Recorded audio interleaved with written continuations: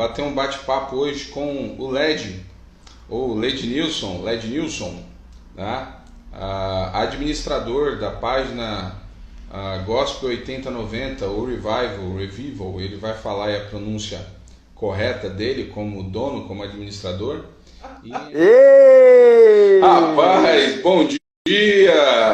Bom dia! Como você disse, em horário de madrugada, né? Nessa época de quarentena. Poxa vida! Eu tô com Madrugada. tô com uns amigos aqui também que gostam de dormir bastante, mas entraram aqui na live para ouvir um pouco aí da conversa. Tudo bem com você? Graças a Deus.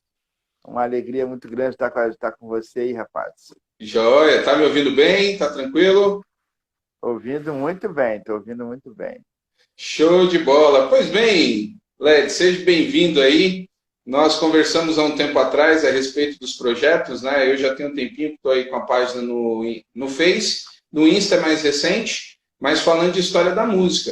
E você, posso estar enganado, mas você tem com certeza uma das maiores páginas sobre esse assunto da música cristã, né? E fala um pouquinho aí da sua página e dos projetos que você tem, o seu estado. Se apresenta aí para a turma. Pois graça e paz. A gente tem uma página chamada Reviva Gospel, e que ela nasceu sem pretensão nenhuma. Na verdade, ela é muito pessoal. Eu fiz para mim um momento de nostalgia. Eu estava procurando música dos anos 80 e 90, porque eu vivi muito essa fase, eu era solteiro, então eu ia em tudo que é evento, enfim, né? A gente rodava bastante e a gente tem um vínculo emocional muito grande com essa música, porque a gente viu crescer essa música, se formar. E aí chegou um dia, isso em 2004, já tem tempo, né? Já tem 6 anos, 2002, na verdade. Eu comecei a procurar no YouTube sinal de alerta, Rebanhão, e era muito difícil ainda você ter conteúdo disso. Quando eu achava um vídeo, o que acontecia? Eu entrava ali e tal, assistia Rebanhão com Baião. Tá. Legal, Rebanhão com Baião e tal. Só que daqui a pouco o YouTube já ia botando, entendia que você queria música gospel, aí já ia botando Tales, Diante do Trono, não sei o quê. E você acaba se perdendo, entendeu? Peraí, não é isso, daqui a pouco já viu, já está vendo absoluta coisa, eu disse, não, eu quero separar tudo. Eu tinha, na época, um Orkut ainda. Uau! Né? No Orkut eu tinha a comunidade do Paulo César Graça e Paz, do Rebanhão, do Sinal, tinha essas coisas de comunidade no Orkut, né? Aí eu peguei e falei que assim, meu filho, eu queria fazer uma comunidade aqui no Facebook, como é que faz? Ele, não, pai, aqui você faz uma página. Aí, então tá. Aí eu fiz uma página e comecei a garimpar no YouTube os vídeos que eu queria colocar nessa página, separar para mim. E o Reviva nasceu aí disso, de um arquivo pessoal. Só que aí eu comecei a contar algumas histórias, os textos do que eu vivi e tal, né? A fase poética e tudo.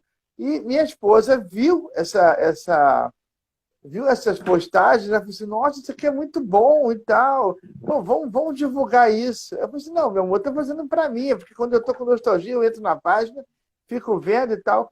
Só que ela não, as pessoas precisam conhecer essa história.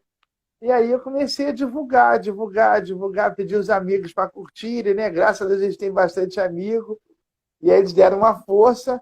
Com isso, o pastor Flávio Lima, do programa Reencontro, me convidou para ir falar, porque ele vai lançar um livro sobre a história da música evangélica. Na verdade, o livro que ele vai falar é sobre a história dos evangélicos na comunicação, no rádio e TV, né? Aí engloba tudo. E aí ele me convidou e eu fui lá no programa, falamos a beça, ele disse, você tem 4 minutos. Cara, o vídeo ficou de 13 minutos. Aí eu falei assim, ele vai cortar, né? Vai editar e tal. Ficamos aguardando. Quando foi no ar todo, os 13 minutos. A história rende, né? E aí a página, aí a página começou a bombar e tudo. A gente fez um amigo, isso com 300 curtidas, hein? Uhum. E aí um amigo sugeriu fazer um grupo no WhatsApp, isso já foi em 2014. E aí, com esse grupo, a gente começou a movimentar o Brasil, né, cara? Porque aí as pessoas que eram amigas do Facebook, eu mandava ir pro grupo. Na época, o grupo de WhatsApp era uma novidade, né? Sim, Então era muito hoje legal. tudo é grupo, Ah, né? hoje é obrigação, cara. É o que eu falo com as pessoas. As pessoas falam assim, ah, mas antigamente o grupo era mais legal. Mas antigamente o grupo era um entretenimento. Hoje é uma necessidade. Hoje é grupo de igreja, grupo Tudo. sabe, de trabalho, de família, de parente. Tudo tem grupo hoje, né? É. E se você não entrar, então vira meio que uma obrigação. Aí já é um fardo, aí já é complicado. Para a turma que está entrando agora e não sabe, inclusive eu vi aqui que entrou a Lucélia Guedes, que está com o Gabriel. Eles são aqui da mesma região que eu tô, rapaz, de Teresina. É mesmo, cara. Olha, É, eu sou muito fã da Lucélia. Muito, muito, muito, muito. canta demais, Eu né? me, eu me apaixonei por ela quando ela gravou Veleiro do Janice. Fantástico, uma das melhores versões dessa música, disparado, também acho. Melhor, inclusive o próprio pessoal da Banda Azul, que eu sou amigo deles, de Uhum. todos eles, e eles falaram assim, poxa, a versão tá muito maneira dela, tá muito massa, Muito boa. parabéns. Então, Deram, para quem não sabe, tem um grupo aí ligado ao Reviva, um grupo de WhatsApp. Eu entrei uma época, troquei os números, acabei saindo, mas o pessoal troca arquivo e é muita música, o grupo não para, né? não para, são apaixonados, são a resistência. A resistência. São aí as músicas. Um pouquinho antes de você entrar, o Marvin Medeiros, que está aqui acompanhando, ele colocou até, ela falou, isso aí é meio polêmico, ele colocou a questão da década de 80 e 90, né? E ele colocou que a década de 80 foi uma década melhor porque era a década inovadora, ou a década que começou, assim, a boa parte do movimento que a gente vê hoje, né? Você colocou 80, 90. Você tem aí uma predileção? Ou você falou do início da poesia? Como é que você vê essa questão aí da música cristã da década de 80 e 90? Então, na verdade, eu sempre digo que a música evangélica ela se consolidou, né? O movimento explodiu nos anos 80 e se consolidou nos anos 90. Então foram fases assim que era muito muito valorizado a poesia. E quando eu falo poesia, eu falo não falo a poesia pela poesia, sabe? Ah, o céu é azul e o mar tá bonito e o sorriso de uma criança. Eu não estou falando dessa poesia. Eu estou falando de uma ideologia que nós tínhamos que era muito poético, sabe? Não, vamos transformar o mundo, vamos pegar uma guitarra, vamos numa praça, vamos salvar vidas, vamos, sabe, usar a música como ferramenta. Acreditava-se muito no poder da música para evangelizar, para estar consolidando vidas. Era a grande ferramenta. Era assim, essa é uma fase poética que eu falo. Hoje a motivação é muito diferente. Então, quando eu falo fase poética, eu falo nesse sentido, dessa poesia, Uhum. da pessoa ter essa inspiração de vamos para a praça, vamos reunir. Eu lembro que a gente, grupo jovem da igreja, ia para a Quinta da Boa Vista com violão, começava a cantar, o nego chegava meio assim e tal, e daqui a pouco estava na igreja com a gente, daqui a pouco estava sendo batizado. Essa fase foi muito importante para a gente, por isso. O Leonel de Souza está aqui dizendo banda e voz na live, né? Sejam todos bem-vindos aí, pessoal. Importantíssimo aí nessa trajetória da música também, né? E se acheguem aí ao nosso bate-papo. Essa questão poética dos anos 80, vamos ver se você... engraçada, uma vez que nós conversamos, você, obviamente, acho que o pessoal já sentiu pelo sotaque, quem não conhece, você é do Rio de Janeiro, né? Carioca e mijo. Ah, que isso, cara! Aqui é muito maneiro. Maneiro aí. E eu, apesar de estar na região de Teresina, eu hoje moro na cidade de Timon. Ela é uma cidade que pertence à região de Teresina. Mas Timon é Maranhão, mas eu estou aqui colado, né? Niterói e Rio de Janeiro, para você ter uma ideia como é que funciona aí. Sendo que Timon é mais perto de Teresina do que Niterói do Rio, entendeu? Então eu faço parte de Teresina. Mas eu sou paulistano. Então eu acompanhei muito ali o movimento, a história em São Paulo. Você mais no Rio de Janeiro, não é isso? mais no Rio, porque eu sou daqui, obviamente. Isso. E assim, eu acompanhei mais Janire, Sinal de Alerta, Band Voz, Catedral. Eram as bandas que eu ia nos eventos, era amigo das pessoas e tudo, dos componentes, entendeu? Então a Certo. gente acompanhou muito de perto toda Você essa viu o início, transformação. né? Em, Bem, o embrião, o embrião. em São Paulo, eu já acompanhei literalmente vendo, não participando, até porque eu sou de 80, então nos anos 90 eu gosto muito de música. E parte da minha influência, eu não sei se passava no Rio de Janeiro. Em São Paulo tinha um programa chamado Carlos Apolinário, que era um programa que passava na Band. E era Sim, no Rio não passava. Não passava, né? Em São Paulo, o sábado de manhã era tradicional de programas evangélicos. Então você tinha lá o Silas Malafaia de bigode, que é a época do bigode dele, na época era Espaço Renascer. Aí você tinha o ICP e você tinha o Carlos Apolinário. Carlos Apolinário, o programa dele eram assim cantores, ele não falava nada basicamente, eram cantores, e aquilo fez parte do meu início com a música, e numa vertente pentecostal, eu sou batista, mas na TV passava muito ali a questão, cara, era assim, Voz da Verdade eu conheci na TV, por exemplo, entendeu? Lá em São Paulo. Mas também o movimento adventista, o Prisma Brasil tocava bastante. Agora você tinha na você tinha aquela linha mais da Line Records, né? Passava muito na TV. Mas eu acompanhei exatamente o início daquela questão do gospel surgindo. Quando você fala dessa fase poética, a sensação que eu tenho, e depois estudando e conhecendo, é que isso tem muita força pelo movimento que Vencedores começou na final da década de 60 e 70, quando o Jaime Kemp escolhe a música como uma ferramenta, e aí você tem as equipes. Vencedores era de São Paulo, a sede era em São Paulo. E aí você tinha os conjuntos surgindo, e de um modo geral a música acabou tendo essa questão que você falou, a galera ia cantar para evangelizar na praça. Você chegou a ter esse contato? Você acompanhava isso? Vencedores, por exemplo, a turma da década de 70? Sim, sim. Na verdade,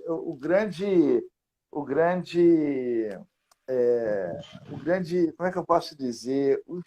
A grande sacada do pastor Jaime Kemp foi trazer a cultura brasileira para as músicas evangélicas. Joia, isso aí. Que até então a música evangélica não era música evangélica, era música sacra. Isso. E ela era as músicas dos inários. Então, se você que eram versões americanas. Eram versões americanas. Então, se você queria uma música evangélica séria, era a música sacra dos inários. Existia nos anos 60, né, 50 para 60, uma revolução. Eu geralmente conto essa história dessa forma. Tá? Um grande movimento da música evangélica começou nos anos 50 para 60, em Minas Gerais. Que aí surge Zilanda Valentim, surge Feliciano Amaral, surge o próprio Oséias de Paula, Otoniel Oziel. Eles surgem como trio, né? Depois o Oséias vai ter mais destaque, não é isso? Depois, porque os irmãos vieram óbito, né? Então aí não tinha como. Aí Oséias acabou herdando todo o trabalho missionário que Otoniel e Oziel fizeram. Então, ali, nos anos 70, 60 para 70, como você falou, a revolução já não estava mais em Minas Gerais, estava já em São Paulo, com Vencedores, Som Maior, Novo Alvorecer, entendeu? Aonde a música, aí nesse momento é introduzida a cultura nacional brasileira nas músicas. Então você tinha baião, você tinha um chachado, você tinha uma música. Peraí, mas isso não é uma música de crente. Isso aí. Até situando que eu estou vendo uma turma entrando aqui, tem alguns, obviamente, aí mais novos. Na década de 70, a grande referência brasileira de música era MPB, era a bossa nova. Sim, no segmento popular. No segmento popular, isso. E aí você tem essa quebra dentro da igreja. Exatamente, porque a gente tinha uma questão da ditadura e tudo. Então, as músicas eram muito inteligentes, muito. As músicas populares eram muito inteligentes, entendeu? Que eram músicas com mensagens subliminares e tal. Mas e a música, os vencedores vêm com essa pegada, só que com uma mensagem bíblica, extremamente evangelística e bíblica. Assim, muito, muito, muito. As letras, até hoje, você olha as letras e você, pelo São... amor de Deus, isso aqui você pode decorar e pregar. É isso Entendeu? aí. Tá pronto. Você tinha as letras do Guilherme Kerr, do Sérgio Pimenta, né? Que eram assim Exatamente. letristas espetaculares. O Ed Espetacular. Chagas, né?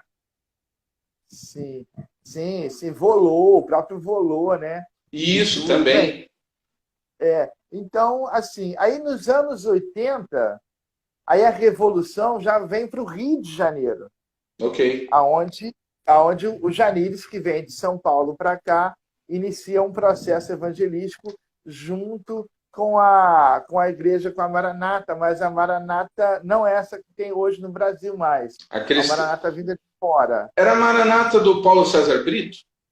Não, não, não, Não. não. A de Paulo César Brito é muito forte hoje, né? Mas Uhum. na época não era. Uma outra Maranata, que o Paulo César Brito saiu dela também. Eles vêm com uma visão de evangelizar faculdades, entendeu? Então, a visão deles era faculdade. Inclusive, eles tinham um conjunto chamado Novo Começo, e aí esse conjunto tinha essa visão. Eles iam para as faculdades evangelizar, evangelizar. E nisso, o Janires acabou se envolvendo nesse projeto. Ele, que era da Igreja Presbiteriana de Copacabana, acabou se envolvendo nesse projeto, que era Só tudo que ele queria. um detalhe, o Janires, ele vai se converter em São Paulo, na Cristo Salva, que é uma igreja muito importante na trajetória Exato. da música em São Paulo. Sim, sim, sim. A igreja do tio Cássio, que, Exatamente. que fez parte lá o apóstolo Estevão, da Renascer, O Oficina fez G3 parte surge lá. do G3, a banda Rara praticamente nasceu ali, entendeu? Enfim, uma porção de gente, o Manga, né? O Manga era de lá e tudo. Isso, Então, assim, era uma igreja muito top, cara, para aglutinar essa turma toda e gerar tudo isso, né? isso Eles aí. fizeram muita diferença. Mas então, aí o Janires, segundo a Jerusalém da banda Rara, que era colateral dele na igreja, ele gravou uma fitinha, né, uma fitinha cassete, isso em 1979. Quem produziu essa fitinha foi o pessoal da banda Rara, na época, os Liaches Uau! lá, o Gesiel, o Natinha. Aliás, o Gesiel veio a óbito hoje, não sei se você Exatamente. sabe. Acabei de ver antes de entrar no grupo. Pois é, cara. Parece que ele teve um mal súbito, passou mal, foi para o Produtor, né? hospital. Baixista. Exatamente. Então, ele produziu essa fita do Janires. E Janires era um cara ripongo, sabe? Ripongo mesmo. Ele Sim. andava sempre com uma calça jeans, uma camisa bem aberta, porque ele suava muito, ele transpirava muito. E com aquela tiracolo de couro e Esse cheio de negócio, fita. esse negócio da camisa aberta tem uma curiosidade muito legal, porque a primeira capa do disco do Rebanhão, você é do Rio, você sabe, era o grupo todo e ele com a camisa aberta. E isso em muitos lugares foi as igrejas, né, as livrarias evangélicas acharam aquilo um absurdo. Não, foi um absurdo. Eu acho que seria hoje também. Acho que seria hoje também. Você imagina hoje um cantor aí famoso, sei lá, Davi Sasser, fazer um disco com a capa com a camisa Tudo extremamente aberta, aberto, né?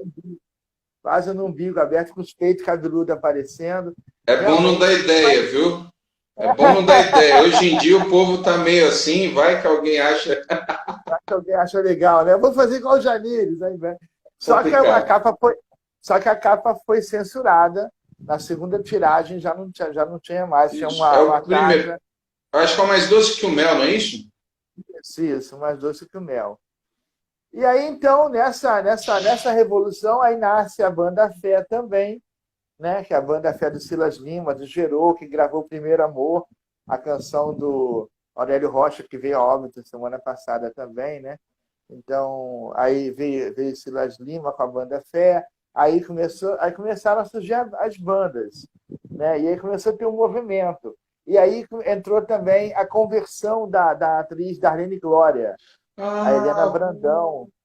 Ela abriu uma igreja em Copacabana, entendeu? E estava muito no núcleo desse movimento todo que surgiu. Então ali aí as bandas iam na igreja dela, ela ia em programações, em teatro e tudo, apoiando. E a figura dela era muito importante, entendeu? Ela era tipo um ícone na época, né? É tipo Fernanda Torres se converteu, entendeu? É bem nesse nível, assim, o Fernanda Montenegro, né? sim. Ela era top, top. E aí, quando a Darlene Glória vai estar no teatro tal, lá com Rebanhão, ou com Banda Fé, ou com Novo Começo, ou até com Sinal Verde, que é a banda que o Carlinhos Félix fazia parte. Hum. Sinal Verde, do Lucas Ribeiro. O Né? Carlinhos Que, aliás, Félix, ele tá na primeira formação do Rebanhão. No disco ele já tá. sim, sim, sim, sim. Sim, mas antes de gravar, ele era da banda Sinal Verde. Ok. E aí, inclusive, isso foi assim uma batalha para ele ter que sair da banda Sinal Verde e ir para o Rebanhão, porque ele já tinha uma banda, entendeu? E ficar com duas bandas e tal, Não mas os dá. amigos gostavam muito dele, da performance dele, do jeito dele tocar guitarra e tudo, e insistiu bastante, e aí com o apoio do Paulo César Graça e Paz, o Carlinhos se rendeu e foi para o Rebanhão. E como dizem, o resto é história. Olá, Olá, bom dia. bom dia. Essa é a Jussara. Essa é a Jussara do Ednilson. Muito bom. Então, Joia. Então, aí deixa eu só. Eu tô com. Parece rapidinho, eu tô com um problema aqui que tá. A minha internet está falhando, cara. Então eu não Não, estou ouvindo nada. para mim tá Mas, chegando bem enfim, aqui. tá ouvindo bem? Então, Sim. aí o que aconteceu? Aí começa uma revolução. Esses grupos, aí surge Sinal de Alerta, surge Band Voz, né? A Banda Fé, ela para e aí a Band Voz começa, que é praticamente os mesmos componentes com pouca diferença. O Silas Lima sai e aí o Natan assume a liderança da banda. E aí surge uma opção de banda, Complexo J, entendeu? Opa, vendo aqui se deu uma queda. Já já ele volta. É interessante observar aí acho que ele caiu. Enquanto ele retorna, ele está dando toda uma visão do cenário no Rio de Janeiro, né? Voltou? Tá me ouvindo? Voltou, agora voltou. Tá me ouvindo? É Agora porque. Ah, beleza, que não é queda. está picotando para mim, para você está picotando? Começou a falhar agora. Eita. Vamos ver se a gente consegue levar.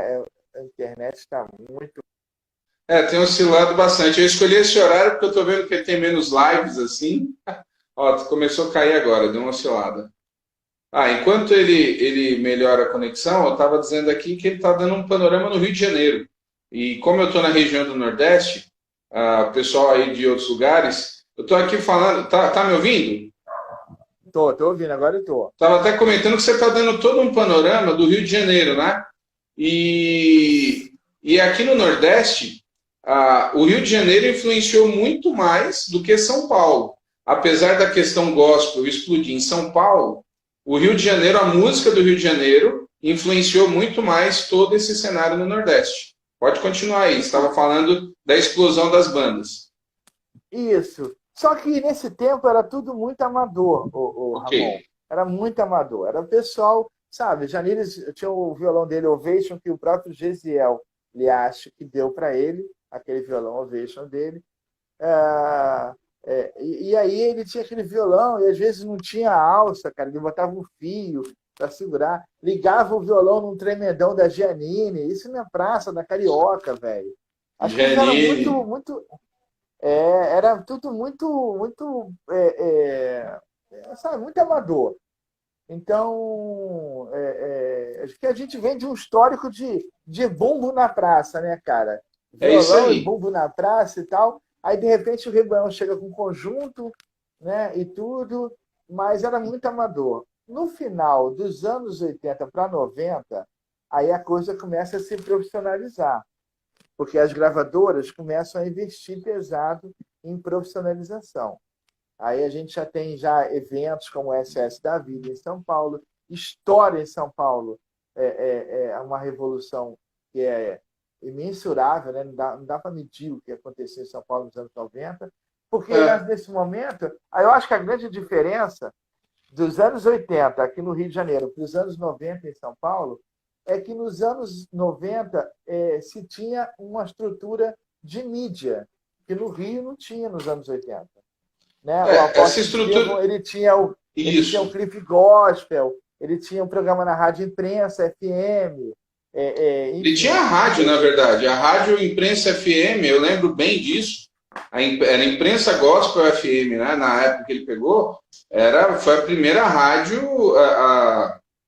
vou colocar assim, com qualidade, né? Então, você tem essa explosão. O Estevão, ele vem daquilo que você colocou lá no Tio Cássio, ele chega atropelando assim em São Paulo. Ele junta com algumas pessoas. Atropelando. É um negócio assim impressionante a mudança que acontece em São Paulo. Essa questão do gospel, ela surge realmente em São Paulo no mercado. Sim, porque foi muito organizado. No Rio, não teve essa organização. No Rio, a gente tinha uma referência, que era o Paulo César Graça e Paz, a outra referência era a Rádio Boas Novas, né? Aí tinha a Rádio Copacabana também no Rio, tudo AM. Aí, no final dos anos 80, começa a Rádio Melodia, que foi a primeira FM evangélica, né? Isso em 88. Mas, assim, em São Paulo, ela vem muito, muito cadenciada, muito organizada, muito planejada. Então, ela vem igual um tsunami, cara. E aí começam as coisas a acontecerem, o Segundão, a renascer, que veio de frente. Tem até aqui uma pergunta aqui do Ramon Laquede, esse eu conheço bem, não sou eu, viu, gente? Aqui tem um outro Ramon também. Ele coloca aqui a pergunta, né? Estevão Hernandes é o pai fundador aí do gospel brasileiro.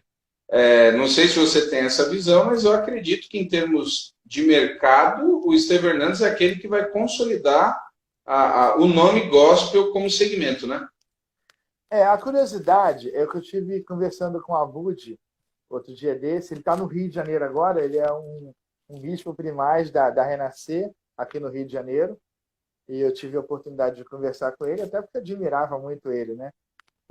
E ele estava me contando a história da música gospel. Por que o evangélico virou gospel?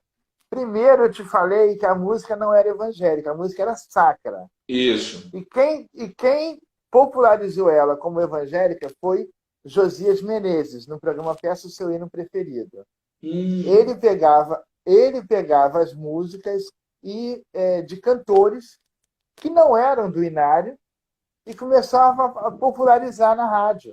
A popularizar Jair Osana, entendeu? Edson Thelma, Otoniel Aziel, tal. E a música deixou de ser sacra e virou evangélica, ou seja, popularizou. E aí o pessoal vinha assim. E tinha muita gente na época, Ramon, que criticava muito o Josias por isso. Porque você não toca música sacra, você só toca música evangélica. Como se evangélica fosse uma coisa ruim, entendeu? Isso aí. O evangélico por muito tempo foi pejorativo. E talvez tenha, com essa questão do gospel hoje em dia, tem muita gente que não gosta de falar evangélico. Eu acho que o evangélico voltou a ser pejorativo, né? Por uma questão aí de estética, mas tudo bem. E aí o que aconteceu? Quando a música ela estoura em São Paulo e a visão da Renascer era invadir as casas, as grandes casas populares, ele encontrou muita resistência, o Abud, porque ele era o diretor da gospel e tal, e ele é a mente. Isso aí, ele é que deu a base, ele é que segurava a corda para o Estevão. Então, tipo, o Oficina G3 gravou o primeiro LP no Dava Choque. Exatamente. Que era tipo Casa de show. O Canecão no Rio de Janeiro. Entendeu? Só que quando chegou lá, a gente quer fazer um evento aqui. Legal, vamos fazer um evento. O que vocês vão fazer? O quê? O que é? MPB? Não, é música evangélica. Não, música evangélica aqui não pode. Verdade absoluta. Não pode. encontrar muita resistência com isso. E aí ele vinha, e como ele viajava muito, ele sabia que a música evangélica nos Estados Unidos tinha esse nome de gospel, né? Isso. Tudo. Que, aliás, é um estilo, não quer dizer que a música seja evangélica. Mas isso é uma outra assunto. Outra linha, isso. Então, ele veio e falou assim, não, vamos trazer uma banda de rock aqui e tal. Uma banda de rock mas é rock gospel. Ah, gospel pode. Gospel pode. E aí ele já pegou o nome que pode, entendeu? E já botou o nome na gravadora. A gravadora começou a ser Gospel Records e levantaram a bandeira. E é incrível, porque o Oficina já começa gravando ao vivo. A gravação ao vivo nos anos 90 é um negócio muito mais complicado do que é hoje. Eles começam gravando ao vivo no Dama Choque, que era a grande casa dos anos 90 em São Paulo. Uma banda até então, de um modo geral, não tão conhecida. Hoje o Oficina G3 toca onde quiser. Mas naquela época, e eles entram mesmo ali, o vinilzão, né? A primeira versão de Naves Imperiais está lá. O Manga e o... Como é o nome do outro vocalista? Agora eu esqueci. Era Túlio, o Manga Túlio, né? e o Túlio. Inclusive, eu vou conversar com o Manga na quinta-feira. Na quinta não, na quarta-feira. Depois eu te mando direitinho, bater um papo com o Manga também. E isso dá tão certo que o Dama Choque vai criar uma sequência lá, que era Terça Gospel no Dama Choque. No início ali da gospel. E a banda Rara tocou lá algumas vezes. Sim, Complexo J, o Rebanhão. O Rebanhão, o Rebanhão é a grande banda que a gospel contrata. É a grande movimentação. Ele estava começando em São Paulo. Era o Rebanhão. É isso aí. O Rebanhão vai já na fase... era o Carlinhos ou já era o Pedro, o vocalista? Ainda era o Carlinhos. Carlinhos, né? Ele lança aquela música Palácios, né? Não se acende a luz do sol. Ok. Mas a primeira versão do Palácios é o Carlinhos ou é o Pedro que canta? Não, é o Pedro que canta nesse disco do Rebanhão. Isso, mas o Carlinhos está no disco, né? Sim. Ok. E ele é a grande banda. Né?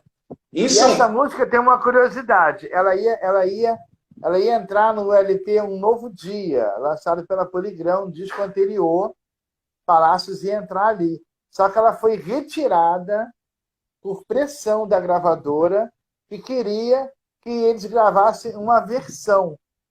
Eles queriam popularizar a banda, queriam colocar a banda nos programas e tal. Inclusive conseguiram, né? Só que queriam uma versão. Aí eles foram obrigados a gravar a versão Jesus is Love, do Commodores, que é o Jesus é Amor.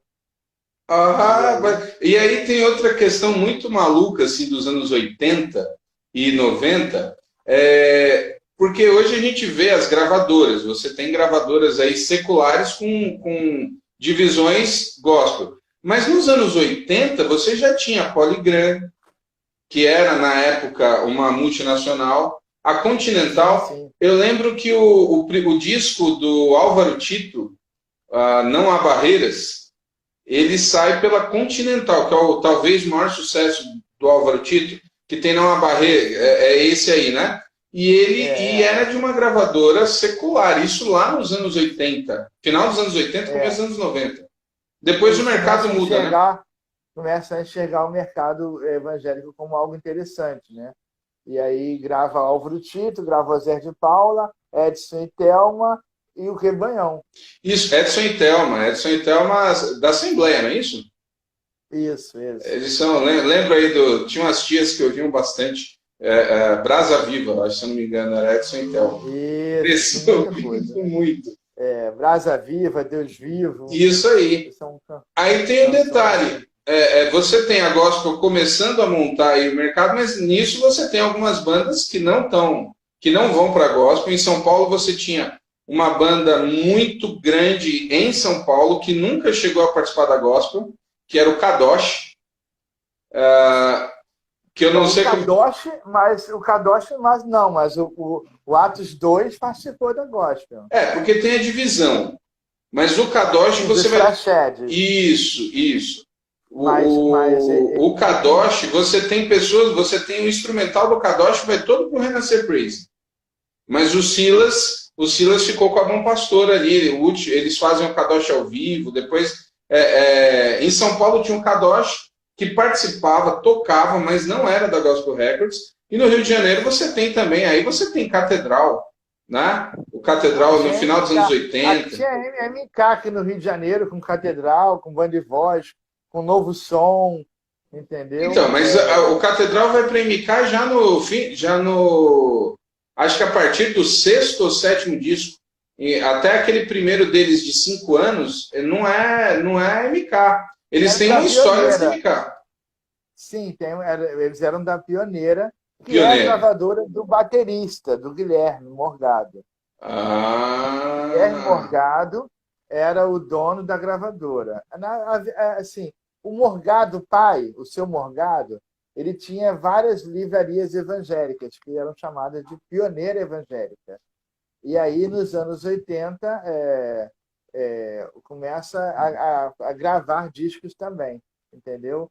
A gente, aqui no Rio de Janeiro, eu não sei como é em São Paulo, mas aqui no Rio de Janeiro tinha um problema que era o seguinte: as grandes gravadoras do Rio, a Bandeira Branca, a Desperta Brasil, a Rocha Eterna, que produziam muitos discos, elas tinham as suas lojas e faziam promoções que não dava para competir. Tipo, você compra 2 discos e ganha um. Entendeu? Ok. E aí o que acontece? O comerciante da livraria normal, que não tinha vínculo com gravadora nenhuma, sofria com isso. Porque o cara preferia comprar na livraria da Rocha Eterna ou da Desperta Brasil, enfim. Ele comprava 2 discos e ganhava um. Então, surgiu com isso muitas gravadoras pequenas, que eram, na verdade, fruto da livraria evangélica para poder competir no mercado. Ok. São Paulo São Paulo era o seguinte: você tinha 2 grandes nomes em São Paulo, até a Gospel dominar o mercado, até a Gospel Record dominar o mercado. Você tinha as livrarias da Juerp em São Paulo. A Juerp em São Paulo era muito forte, que era a Batista, né? Eles vendiam material Batista, e como livrarias, eles vendiam os discos, né? E aí você tinha também a Bom Pastor. Bom Pastor tinha uma loja enorme no centro de São Paulo. Luiz de Carvalho, né, que é um nome referência aí naquele estilão individual, né, no solo, de música sacra, aquilo que você falou, né? Com a Denise. De vez em quando eu vejo você coloca uns clipes da Denise, né? Eu curto muito. Isso, Denise e Luiz de Carvalho, que gravaram aí muitas músicas juntas. Então, São Paulo, você tinha esses 2, e aí você tinha bem à margem a Conde de Sarzedas, cara. A Conde de Sarzedas, nos anos 80, era um negócio assim, bem mesmo de nicho ali, era aquela música pentecostal mesmo, ali, como a gente diz, o reteté, né? Total, na Conde de Sarzedas, lojinhas bem bagunçadas. Depois o negócio a Conde vai acabar virando o maior fornecedor para o Brasil. Mas nos anos 80 e 90, você tem essa questão ali, São Paulo, Bom Pastor, Juerp. Depois a Gospel entra e arrebenta tudo, mas eram essas 2. E você não tinha, eu lembro muito, você falou aí, essas gravadoras, eu não lembro delas em São Paulo. Eram aqui. Aí, voltando ao assunto, a Pioneira era uma dessas livrarias que tinha 5 filiais e que, para entrar no mercado, eles começaram a produzir seus selos. Porque o que acontecia? Aí ele lançou a Band de Voz, A Paz é Possível, lançou o Martim Lutero, que, aliás, com o nome de Gospel. Foi o primeiro Martim Lutero, que é country, né? É um country meio Elvis Presley, né? Bem Elvis Presley. E lançaram Catedral. Aí, com isso, eles pegavam o seu disco que eles produziam e trocavam nessas gravadoras, na Rocha Eterna, na Desperta Brasil. Com isso, eles conseguiam entrar no esquema de compre 2 discos e ganhe um. Porque para eles já saía no preço de custo. O disco do Osés, da Shirley Carvalhais e tal, já saía no custo do disco do Catedral para eles. Porque eles trocavam 1 a 1. Entendeu? Isso eu não sabia mesmo. Poxa, então, assim, existiam muitas pequenas gravadoras aqui no Rio que trabalhavam dessa forma. abriram gravadoras apenas para poder ter moeda de troca, para entrar no negócio. E nesse movimento todo aí, você se identifica, você está participando desse movimento no Rio de Janeiro, está ativo. E aí, quais são ali? Quem que você acompanha de perto mesmo, que era aquela questão assim, que você acompanhava, gostava, divulgava? Onde é que você estava nesse cenário todo?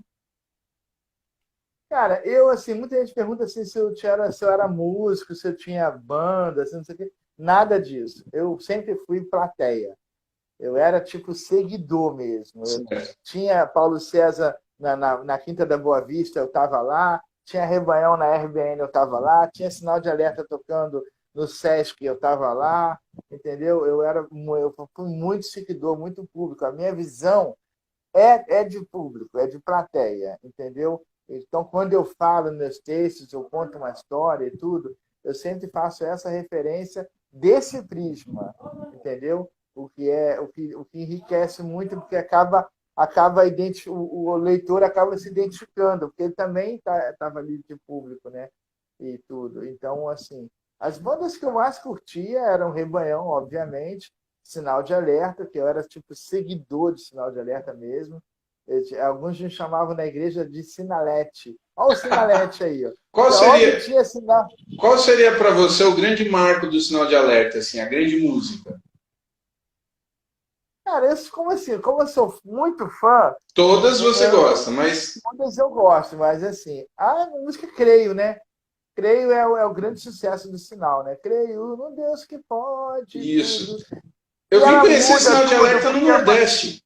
Engraçado, né? Em São Paulo eu não fazia parte, eu não conhecia. Engraçado você falar isso, porque eles lançaram o primeiro disco pela Califórnia.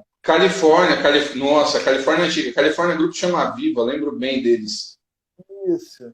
E o segundo disco, o quarto ou quinto disco pela Som e Louvores, que também é de São Paulo. De São Paulo, mas não fazia parte. Essa questão de São Paulo e Rio é muito engraçado, porque em São Paulo você vive no próprio universo, você acha que o Brasil inteiro está ouvindo aquilo ali em São Paulo, né? E aí você descobre que não. Eu saí de São Paulo em 2007. E aí eu vim para o Piauí. Eu saí de São Paulo achando que ninguém escutava 4x1. Porque São Paulo, 4x1 não fazia sucesso. Quando eu cheguei no Piauí, a galera só cantava 4x1. Eu fiquei assustado. Porque tudo era 4x1. Aí é que eu fui começar a entender essas mudanças, né? A força da MK no Nordeste é muito forte. Novo Som no Nordeste é muito forte. Catedral no Nordeste é muito forte. Muito forte. Aqui no Rio, ele tem um valor, né? Um valor histórico, mas em São Paulo, Catedral é muito fraco. Muito fraco. São Paulo, o Catedral vai ter um destaque grande em São Paulo naquela polêmica de 99, quando eles vão para a Warner, né? Então aí, por quê? Porque em São Paulo a MTV era muito forte. E o Catedral começa a tocar na MTV. O Catedral tinha um programa lá, o Top 20 e o Top 10, e o Catedral estava todo dia, por causa da Warner, obviamente, no programa, e aí o Catedral passa a ser uma novidade em São Paulo, já nessa fase. Né? Eu gostava muito de música, eu trabalhei em Vencedores na distribuidora, foi assim que eu comecei a me apaixonar pela história e conheci Catedral nesse mundo. Eu vivia no meio das livrarias, dos eventos, das feiras, e aí eu tinha o Catedral. Meu primeiro do Catedral foi o Eterno, que é da MK. Foi o primeiro que eu comprei. Depois eu fui adquirindo os outros, né?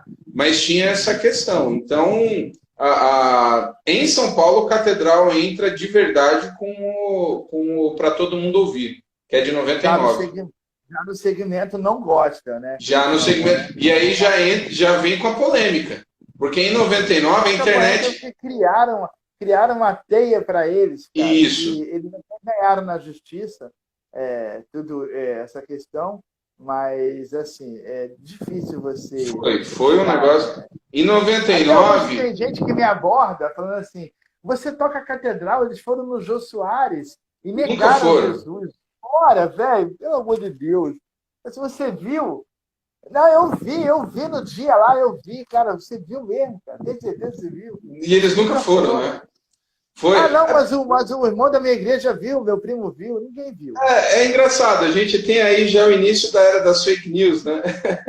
Porque É, em 99, 2000, a internet ela não tem a mesma força, obviamente, de hoje, mas a internet já circulava, você já tinha a questão dos e-mails, você já tinha listas de e-mail, blog já então rolando. blog já rolava bastante. Teve uma pergunta aqui, tá tendo algumas perguntas, né, que eu tô lendo aqui, mas eu achei uma interessante porque o Francilvânio está perguntando aqui sobre os remix. Remix é um negócio do Rio. Começa no Rio de Janeiro. Como é que você viu aí o início dos remixes aí? Ah, eu achava massa, achava muito massa essa releitura de remix, uma forma diferente de ver a música, entendeu? É Eu MK, achava né? muito A MK puxa isso, não MK, puxa? puxa, MK principalmente.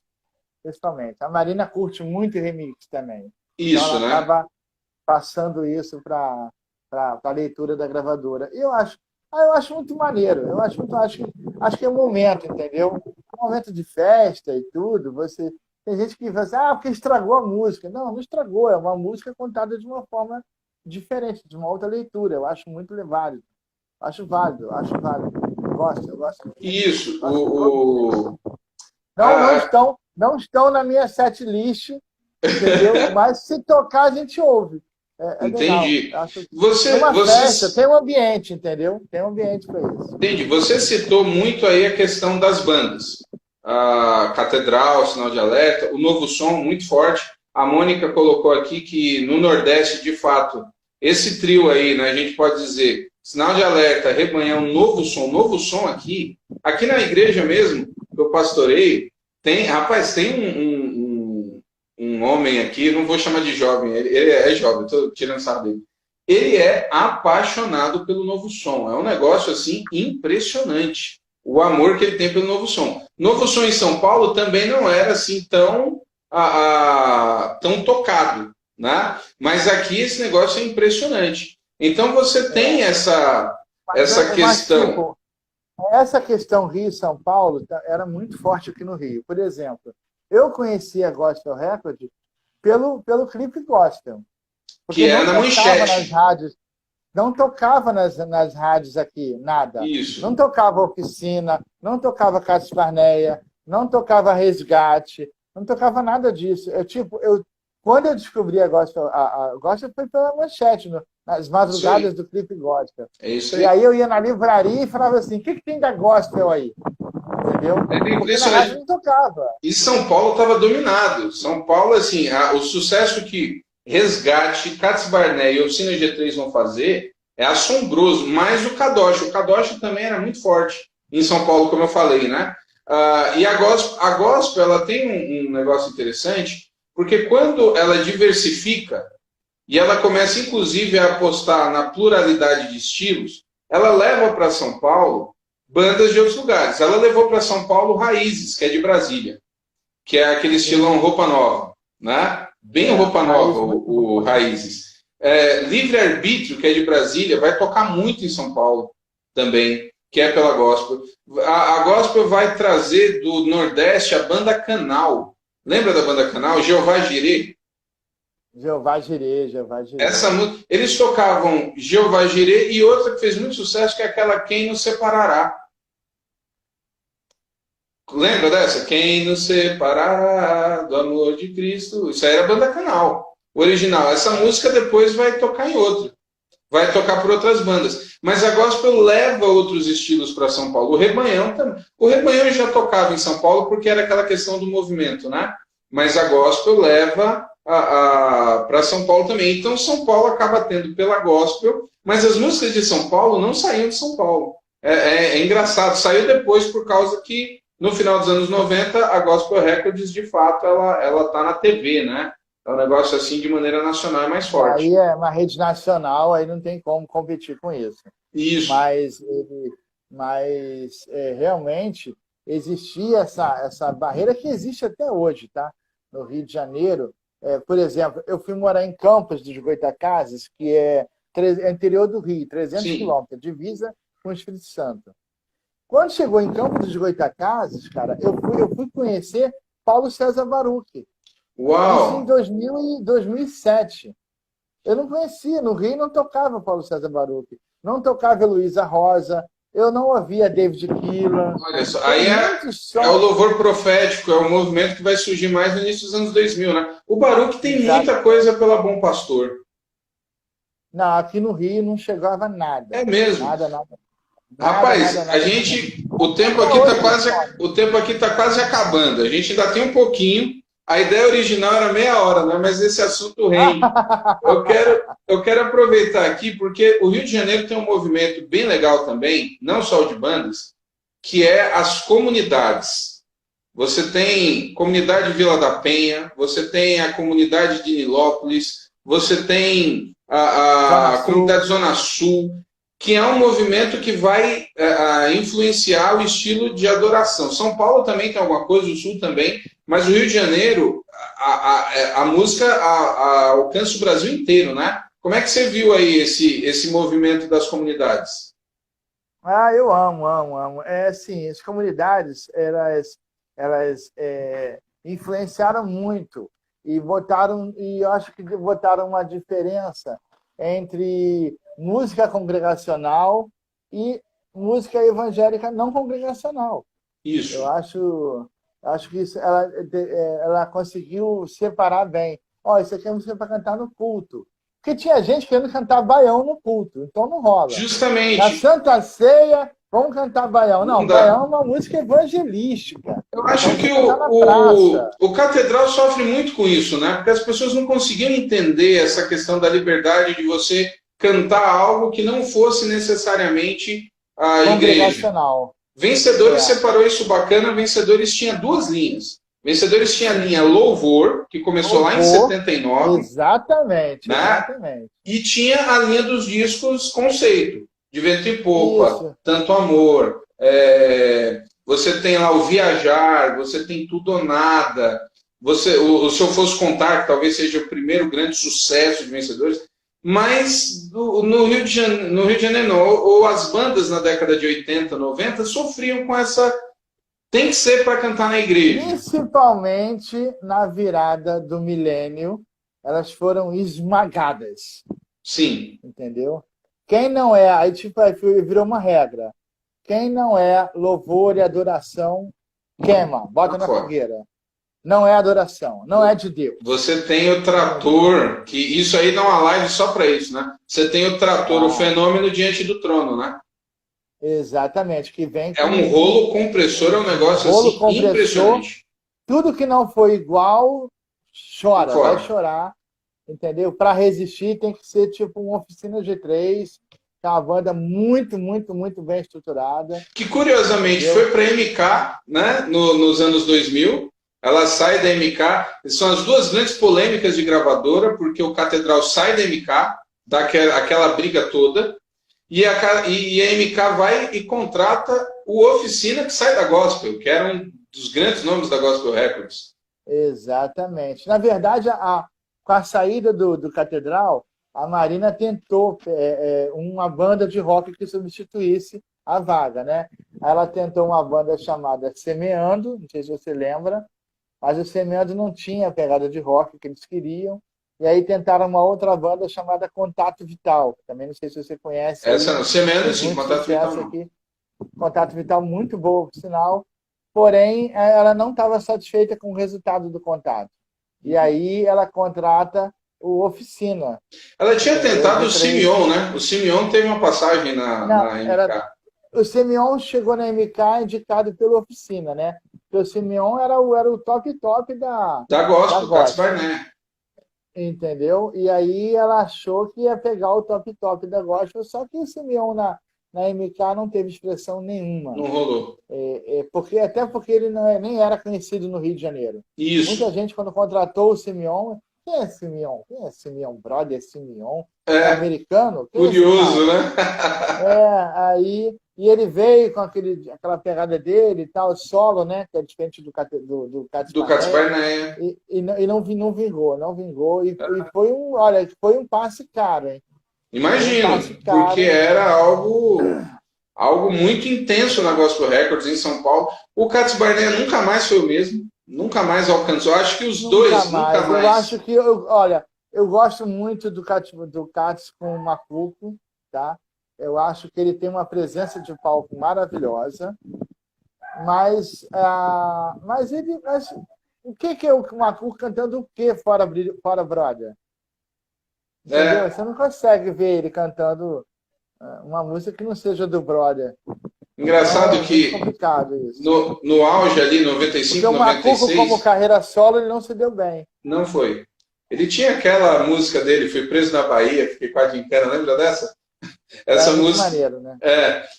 Mas ele também não teve. Eu lembro que no auge aí dos anos 90, tinha muito forte em São Paulo, Cats Barnett, Oficina e Resgate.